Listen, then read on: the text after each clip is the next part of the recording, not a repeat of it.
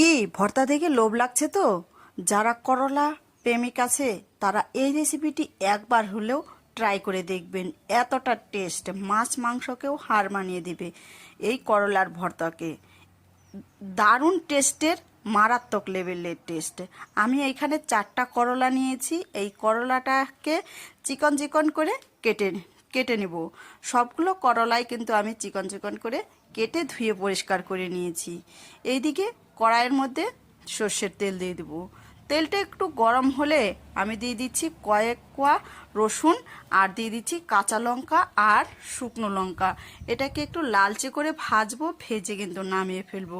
আর যে কোনো ভর্তার রেসিপি ঝাল হলে খেতে ভালো লাগে। আপনারা যদি ঝাল কম খান তাহলে ঝালের পরিমাণটা একটু কমিয়ে দিতে পারেন।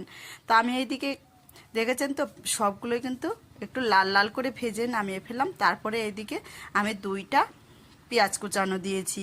পেঁয়াজটাকেও লাল লাল করে আমি ভেজে নামিয়ে ফেলবো। অবশ্যই তাহলে যারা করলা প্রেমিক আছেন তারা একবার হলেও ট্রাই করে দেখবেন এই রেসিপিটি।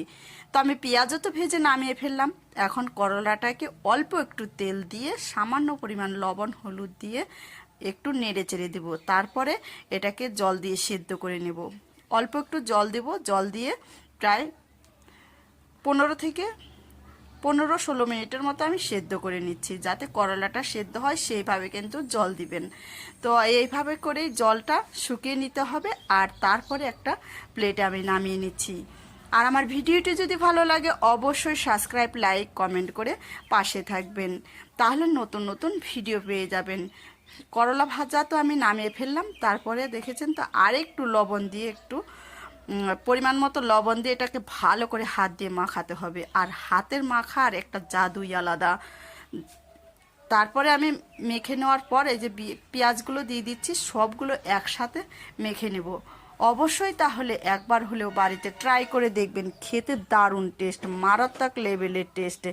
আবার একটু সর্ষের তেল দিয়ে এটাকে ভালো করে হাত দিয়ে কিন্তু মেখে নিতে হবে। আর এরকম রেসিপি গরম ভাতে অসাধারণ লাগে। আমার তো খুবই ভালো লেগেছে। তো অবশ্যই একবার হলেও ট্রাই করে দেখবেন। আর আমার সম্পূর্ণ ভিডিওটি দেখার জন্য অসংখ্য ধন্যবাদ। আর যদি ভিডিওটি ভালো লাগে শেয়ার দিয়ে পাশে থাকবেন। অনেক অনেক ধন্যবাদ।